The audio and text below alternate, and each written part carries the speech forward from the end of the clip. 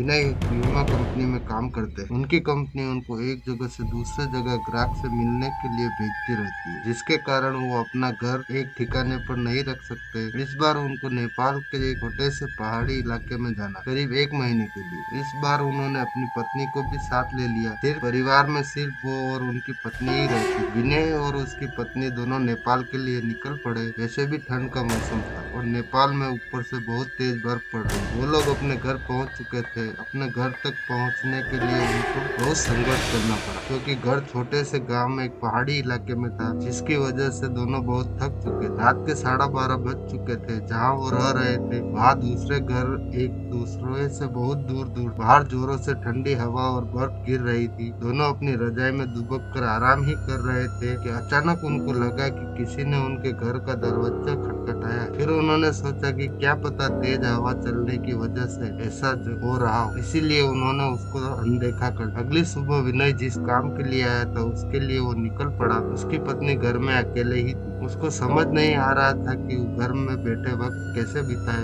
उसने सोचा कि चलो क्यों न बाहर जाकर ही कुछ देख लिया जाए। बाहर ठंड तो थी पर हवा नहीं चल रही, इसीलिए उसने अपना स्वेटर पहना और बाहर निकलने को तैयार हो। जैसे ही उसने अपना घर का गेट खोला, वैसे ही देखते कि घर के पास बने एक खंबे के पीछे एक छोटा सा बच्चा खड़ा, जो उसको चुपके चुपके देख रहा है। विनय की पत्नी ने उसको अपनी ओर बुलाया पर वो नहीं, और वो वहां से भाग गया। अगले दिन भी कुछ ऐसा ही हुआ। वो लड़का उसको फिर से घूरे देखा जा रहा था। इस बार उसकी पत्नी ने उस बच्चे को पकड़ लिया और पूछा कि तुम यहाँ क्या कर रहे हो। उस बच्चे ने कुछ नहीं बताया और न ही कुछ बोला। विनय की पत्नी ने उसके घर के बारे में पूछा, तब भी वो कुछ नहीं बोल रहा। आखिर में उसका नाम पूछने पर उसने अपनी धीमी सी आवाज में अपना नाम सूर्य बताया और फिर वहां से भाग गया। उसको उसका व्यवहार कुछ समझ नहीं आया। यह सिलसिला ऐसे ही चलता रहा। वो बच्चा रोज उसको खंबे के पीछे से निहारता रहता। उस दिन रविवार की रात थी। दोनों घर में अंगीठी के सामने आग ताप रहे, क्योंकि बाहर की हालत बहुत खराब थी। इतनी खराब कि कोई थोड़ी देर के लिए बाहर निकल जाए तो उसकी जान चली। अचानक दरवाजा किसी ने खटखटाया। उन दोनों को फिर से लगा कि शायद हवा की वजह से ऐसा हो रहा हो। तभी फिर से किसी ने दरवाजा खटखटाया। इस बार खटखटाने की आवाज साफ आ रही थी। यह आवाज सुनकर दोनों डर गए, क्योंकि इतनी रात को वो भी जान लेने वाली ठंडी में आखिर कौन हो सकता है। दोनों केवल एक दूसरे का मुंह देख रहे थे। अचानक दरवाजे के बाहर से धीरे धीरे रोने की आवाज आने लगी। तभी विनय ने जोर से आवाज में बोला, कौन है बाहर। कुछ देर तक आवाज तो नहीं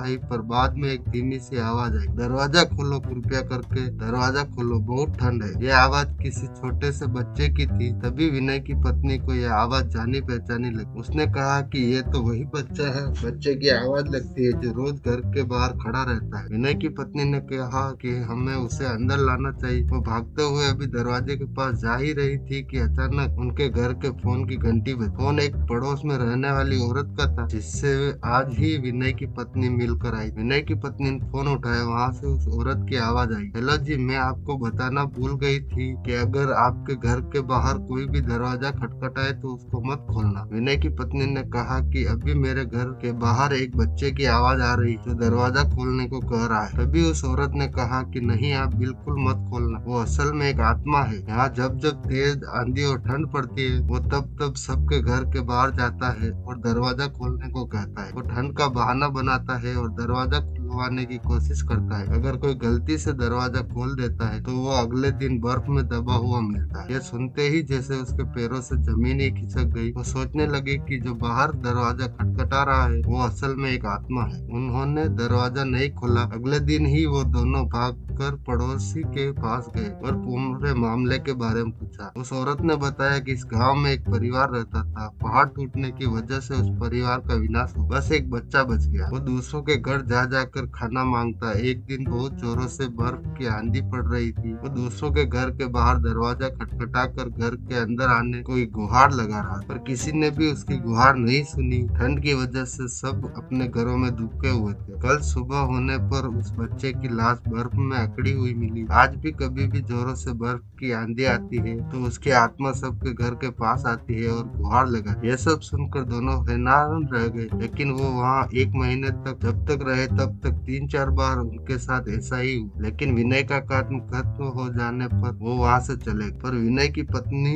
में दिमाग में एक रहस्य हमेशा बना रहा कि उस घटना के बाद जो बच्चा उसे रोज घर के बाहर दिखता था वो कभी नहीं दिखा। अगर कहानी अच्छी लगे तो वीडियो को लाइक करें, चैनल को सब्सक्राइब करें। चलिए मिलते हैं अगले